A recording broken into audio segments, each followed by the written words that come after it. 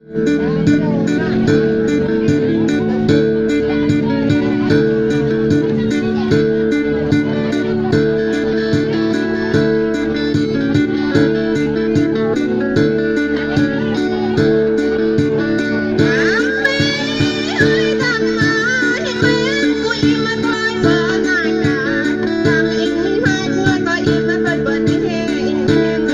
để không bỏ lỡ